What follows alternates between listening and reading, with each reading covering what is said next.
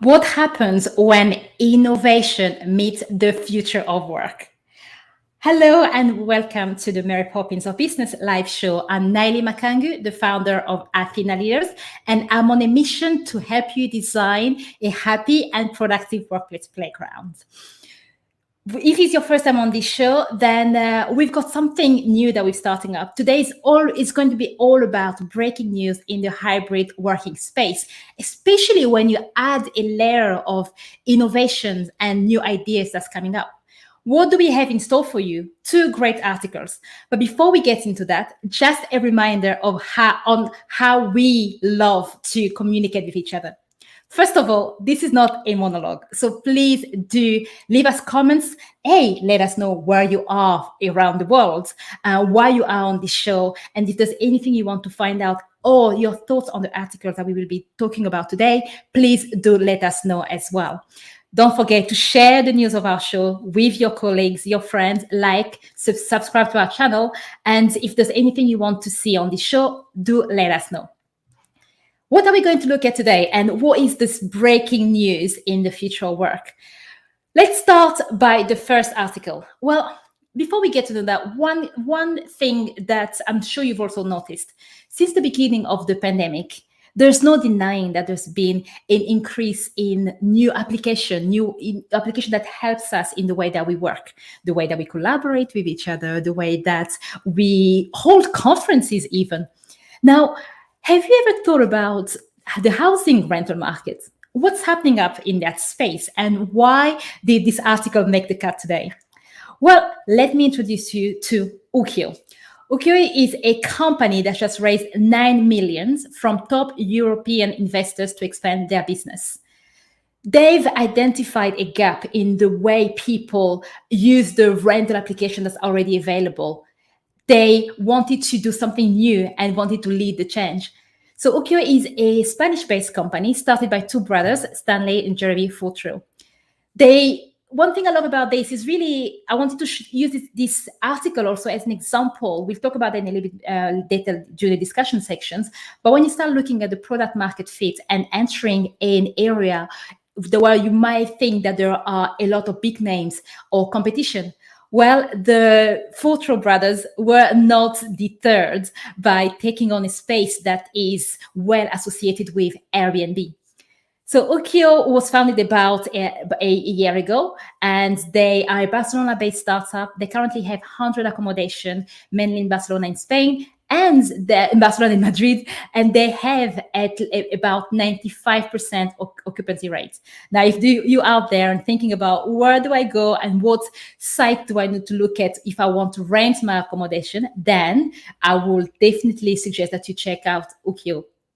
With the new funding round, with the 9 million that they've raised, they are hoping to obviously continuing diversifying their product, strengthening it, but more importantly, scaling to about 700 apartments across 6 continents.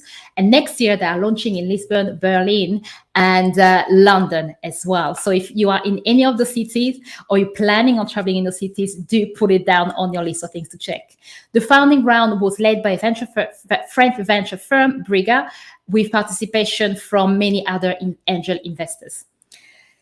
So before we move on and really talk into details about what I talked earlier about some of the aspects of what Ukio has done to differentiate themselves and find their product market fit in a crowded market, let's look at the second article.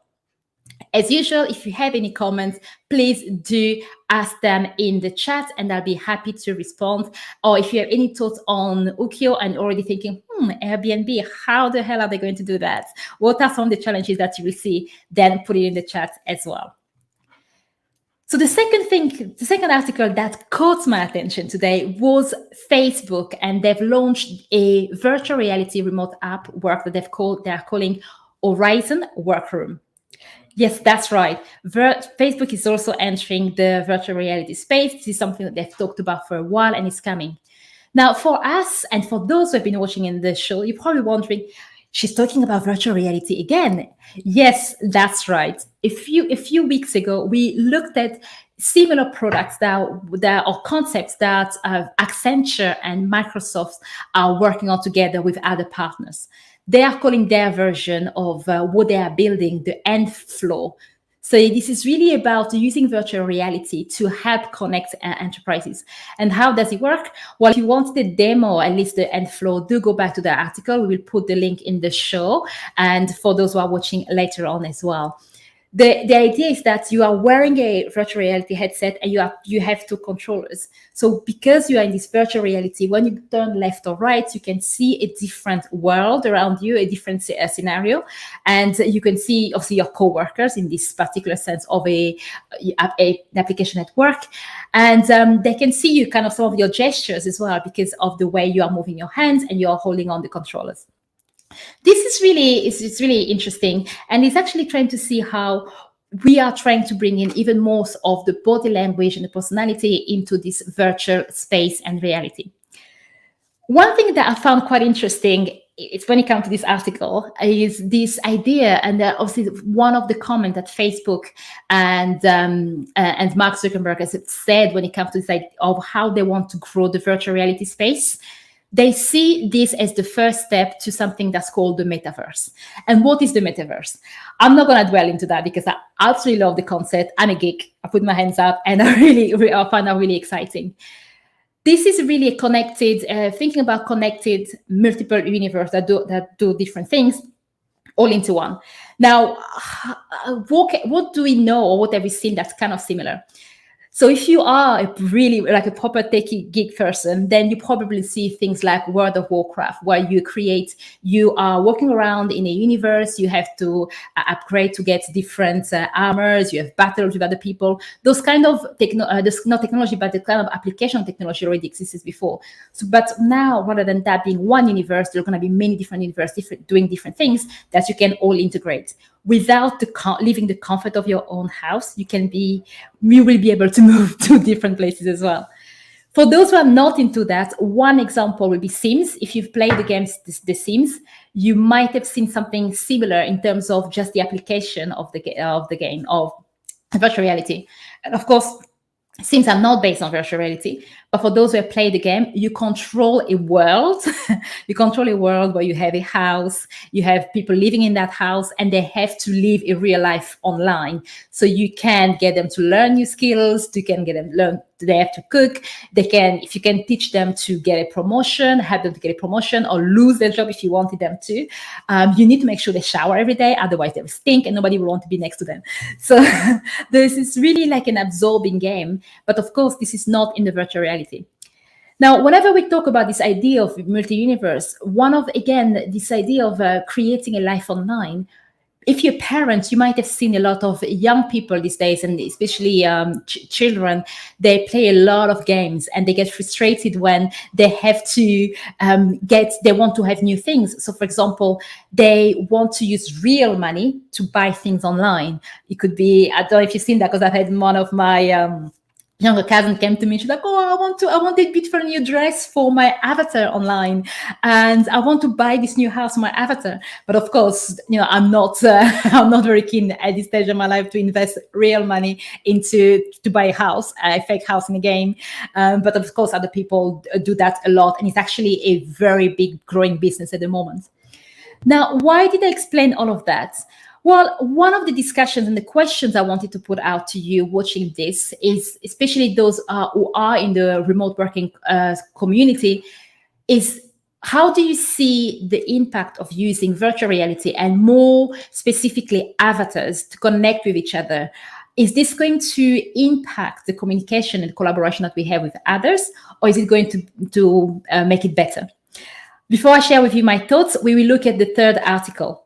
And again, like I said before, this is really like a conversation that we're having together. Please make sure that you comment, and that we're definitely going to have a really good, interesting conversation, because I've got a few more things to say about article number 2. But I will move on to article number 3. The third article, again, still in this idea of the hybrid working and the potential impact on innovation. This new concept that's called bring your own environment to work.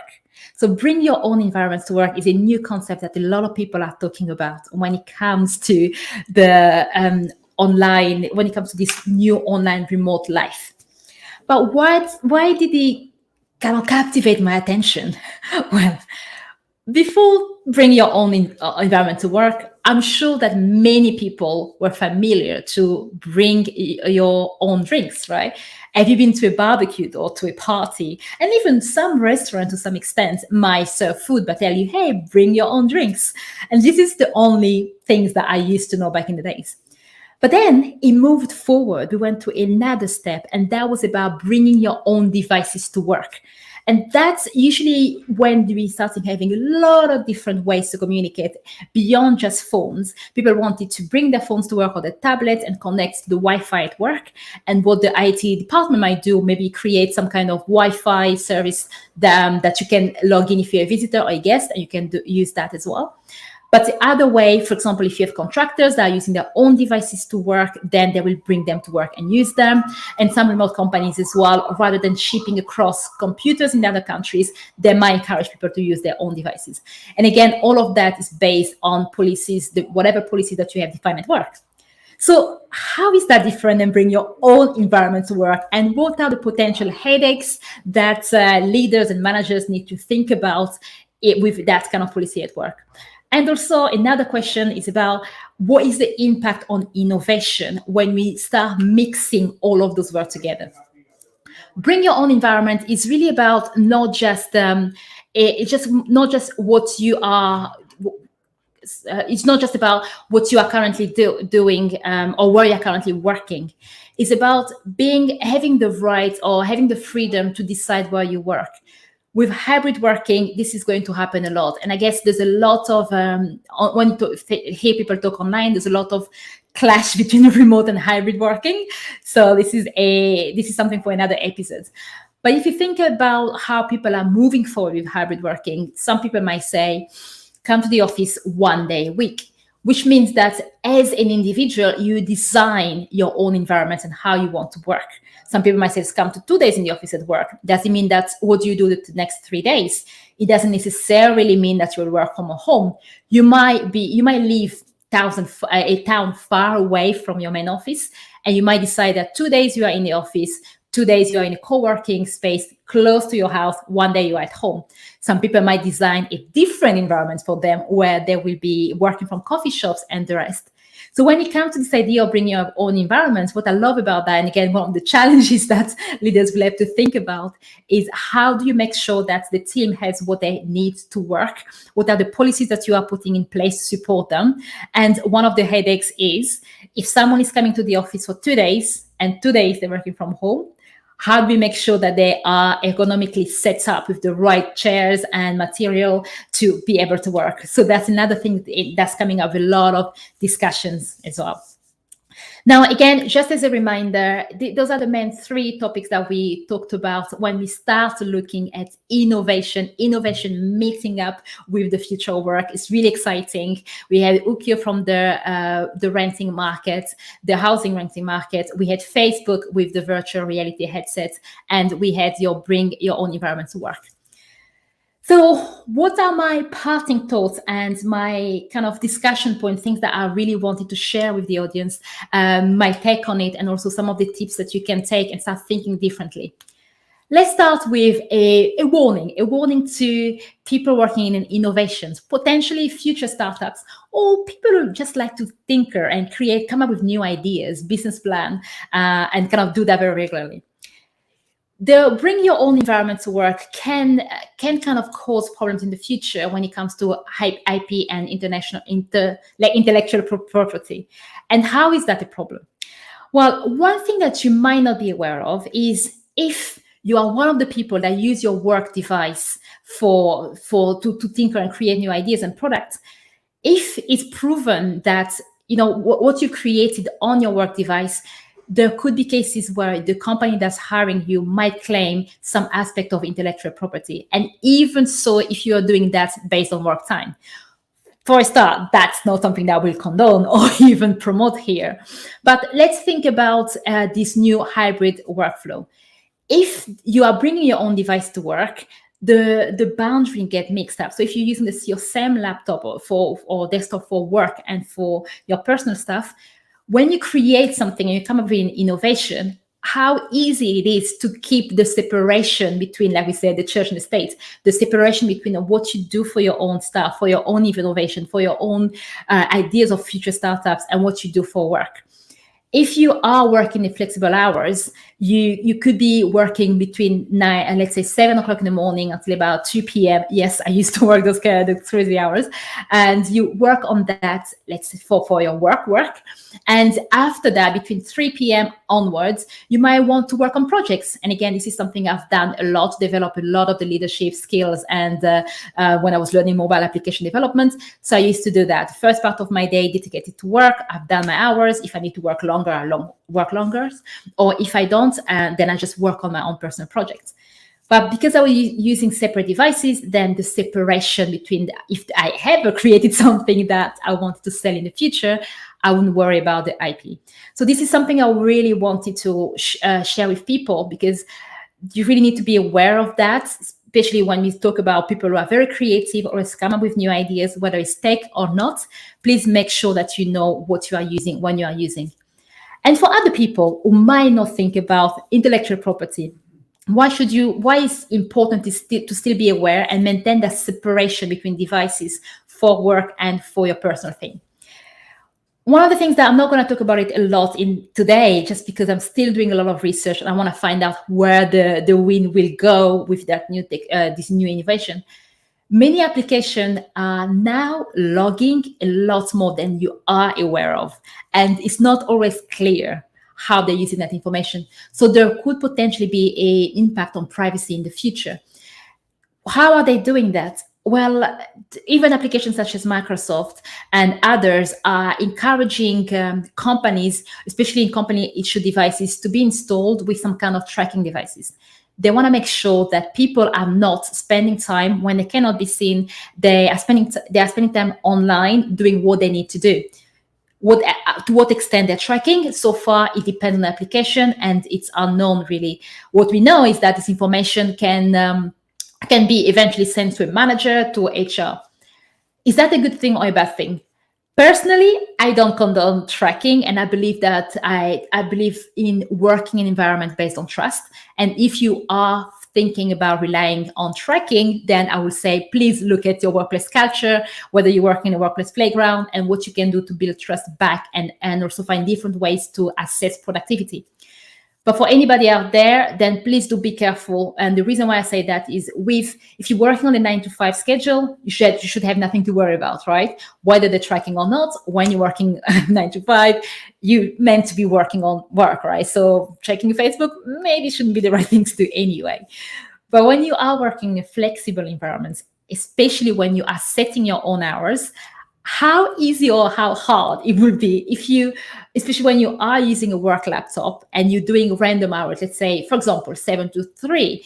If between 4 onwards, you are using the work laptop and it's being tracked that you were on Facebook or playing games or something like that, then when the information goes to your managers, those make it very difficult to be able to justify, even if it's in your own time. And like I said, we cannot guarantee. We don't always know who we work with, or especially when you start a new job. So, all the workplaces are different. So I would just say that just get into the habit, especially as we are moving into this world where work is kind of invading our space because we're working at home. This is not a negative. I see that as a positive, but you just need to define your boundaries, and boundaries includes working hours, includes devices, and all of that. And again, if you have any comments on this, any thoughts, any aha moments, please do put it in the chat or find us afterward for comments.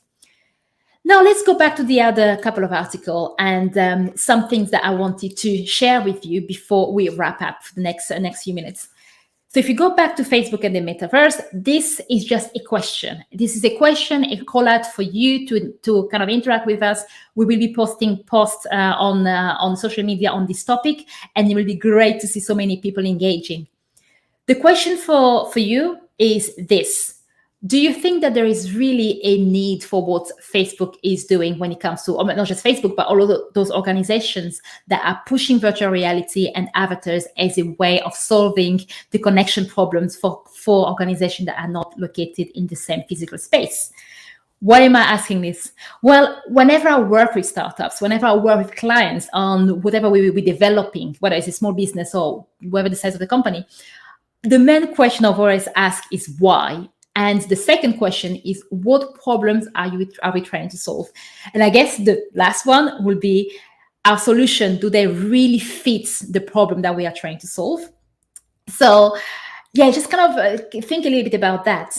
If we're really saying that virtual reality is a way of encouraging people to feel more connected, encouraging people to connect online, would people really appreciate wearing a headset and so that they can start looking at avatars? What is it that we are going to lose? Of course, technology will keep on improving, and I love watching this space to see how they will solve some of the problems. For example, if someone has a bad day, an avatar might not be able to mimic the facial expression. We already might not see people often, and we rely on those facial expression, the way people tense up when they're nervous or when they're excited, a bright smile to sparkle your day. All of those might not come across naturally when it comes to avatars. And even something as, like a connection in terms of eye contact. For years, this is one of the ways that we really connect with people, which, okay, we are readapting ourselves when it comes to connecting online.